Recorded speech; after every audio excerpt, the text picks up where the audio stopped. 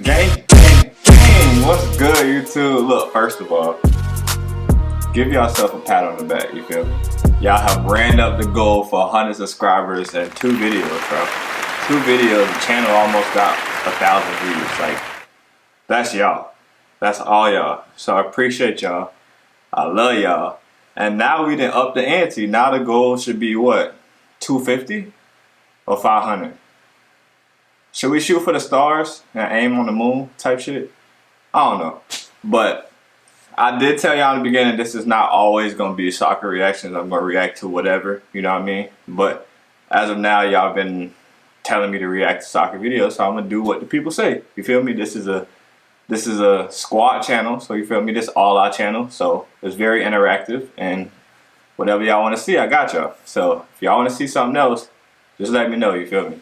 I seen one dude said he wanted me to react to why other countries treat you, their people better than the US, so I'm probably gonna do that on Wednesday. So stay tuned for that. And if you're new to the channel, please hit that button because we got goals on this channel, you feel me?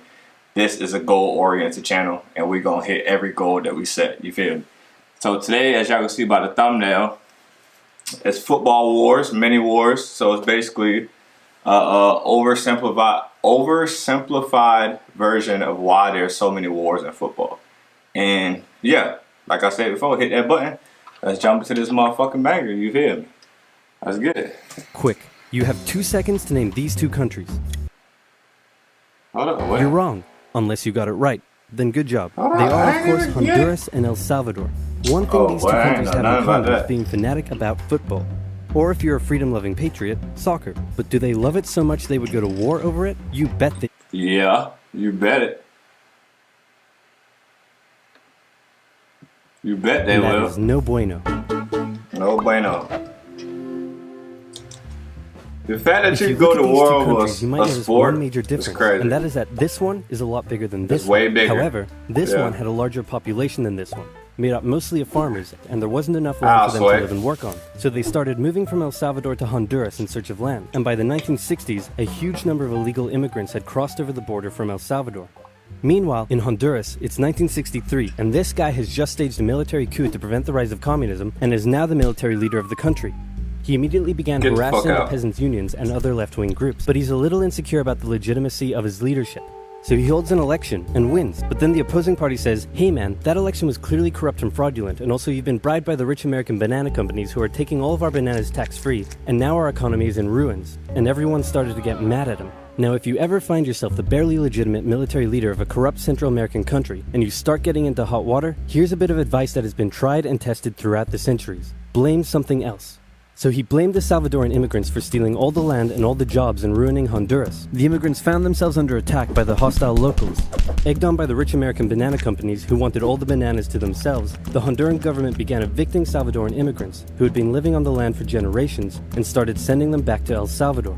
The Salvadoran elite were furious and protested, citing moral reasons, but in reality, they were just getting a little too crowded. So tensions were about as high as they could be, but then... Ronaldo. It's the 1970 World Cup qualifiers, and both countries finished top of their qualifying tables, so it was now time for them to play against each other in a series of matches. The first match took place in Honduras. The night before the game, Hondurans gathered at... The fact that y'all beefing like this and y'all are neighbors is like, bro, we are neighboring countries. And then we have one common interest. Like, our common ground is this fucking dickhead who's ruining both countries. You feel me? So why don't we band together and get this motherfucker out of office? But now y'all want to let this motherfucker put us against each other. And that's what fucking politics is, bro. There's so much money made in war. But the biggest export is the bananas. And you know what I'm saying? Like, I just jumped from war to bananas, but like it goes hand in hand. Like, the export of this country is bananas, so we came over here to get some money. And then you want to look for somebody to blame, so you blame it on us because we came over here to get some money and some land. What?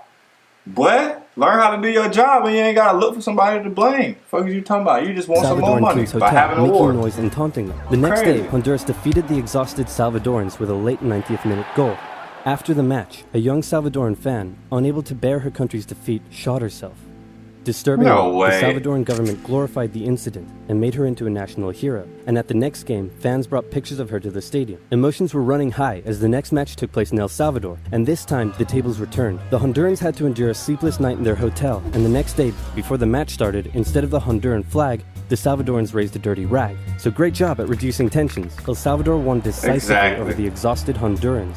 While spectators battled in the stands, Team Honduras fled home in a bulletproof bus with rocks being thrown at them, and the Honduran coach reportedly told his players that they were lucky they lost. In response to the defeat, Hondurans began terrorizing the Salvadoran settlers even more, in some cases reportedly throwing them off their land and burning down their homes, and the immigrants began fleeing back to El Salvador. The final game in Mexico would decide who went to the World Cup. It was close, but El Salvador came out victorious, knocking Honduras out of the tournament.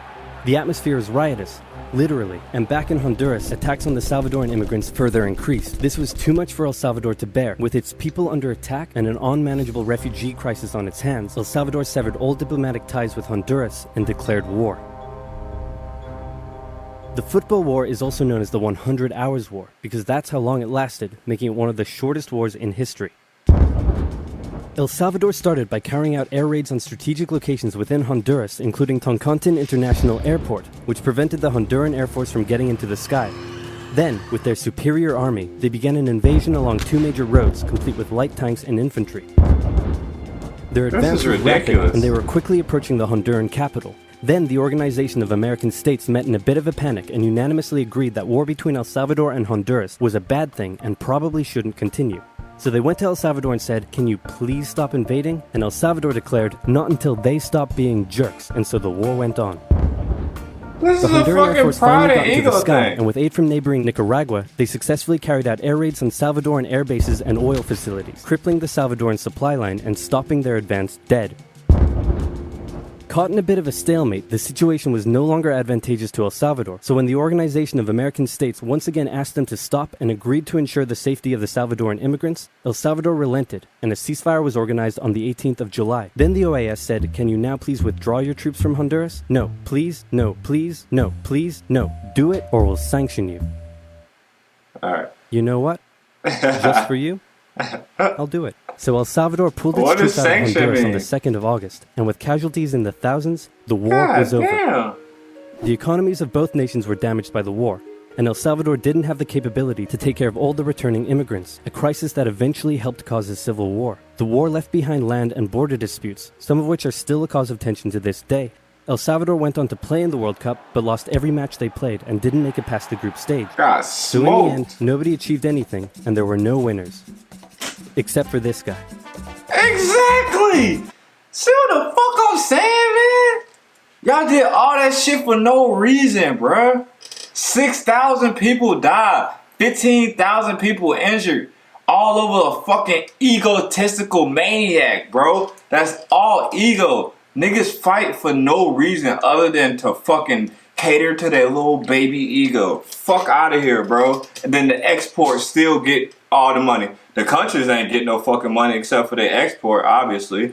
But you go to war for money, right? That's what that be the biggest. The beef is the money. Y'all ain't get no money. Y'all lost money, and then y'all lost people, and then y'all lost land. What the fuck? The triple trifecta of just L's, bro. Just L, L, L. Fuck. That's crazy.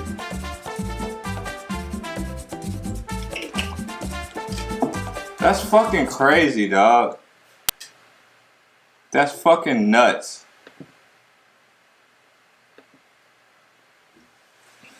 That is absolutely blasphemous, bro. We went to war for no fucking reason. If I'm living in this country and I'm a civilian, obviously I'm tight. But the main thing, okay, so it stemmed from ego, and then it went and branched off from football. And then y'all lose every fucking game. So now y'all ego is crazy, and then let me spin the block. If you take a L in life, bro, you know I gotta teach you a lesson. If you take a L in life, bro, It's never worth you taking your life. I mean, it's never worth you taking your life, bro.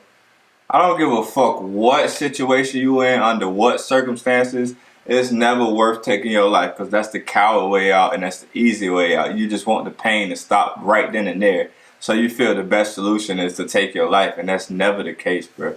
That's never the case. You gotta fight, dog. You a fighter, bro.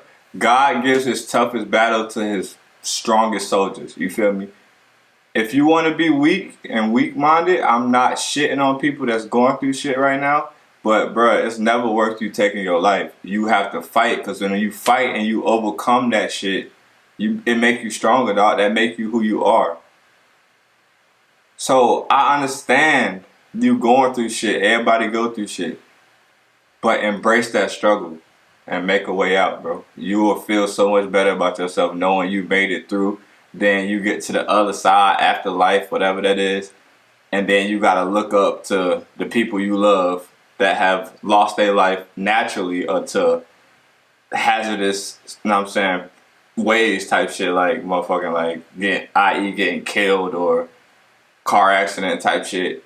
And if you meet them in the afterlife and you go and tell them, oh, I just couldn't take it on earth, they may look at you crazy, bro. You had it good on earth, you know what I mean? Meaning you were alive, you have a life, you have a soul. So at the end of the day, be thankful for your life. You woke up and saw another day, breathed another breath. You know what I mean? Be thankful for what you got, and not for what you don't got. You feel me? Don't worry about that. If you want it, go get it. But don't take your life, because you ain't gonna never go get it. Simple as that. But that shit is wild, bro. We went to war for no fucking reason. Took 3 L's and ain't get no money. And we lost, what the fuck? Lost land, lost people, and lost the war. Like, what the fuck? The fuck? I'm tight, bro. You sent my grandfather over there to take that stupid ass L, and we ain't getting no money? Boy, you lame as hell, boy. I can't lie to you. Egotistical fucking maniac, bro. That was a very informative video. My bad. I get passionate about this shit because I care about y'all. I care about humanity. I care about the human life because it's precious and you need to cherish your life. You feel me? Mentally and physically. Cherish the things that you have. Take care of them. You feel me? Take care of them. And yeah, I hope y'all enjoyed this video. We are on the road to 250 subscribers. We will get to 1,000, and then we will get to 10,000, then we'll get to 50,000, and then we'll get to 100,000. You feel me? The grind is real. Hey, but before I go, make sure y'all go over to DLS. Check out the video that just dropped today at 7 p.m. It is Road to the Pros episode 2, part 2. You feel me? Twin has made it back to the video. So yeah, man. If you haven't checked out DLS, please do so. DLS is the main channel, you know what I mean? And then we also got Chilling with Shep. So if you want to subscribe to Twin channel, do so. He hasn't posted a video yet. You know what I mean? I'm hungry for this shit, so I'm gonna post. I'm consistent with this shit. Twin gonna get to it when he can get to it, but he's still gonna post. So without further ado, y'all know the motto. I'm not gonna say it, but I love y'all, and I'll see y'all next video. Gang. Loose lips and ships, I'm trying to stay afloat. All these snakes be in my face, they like to call me bro. And lately I've been in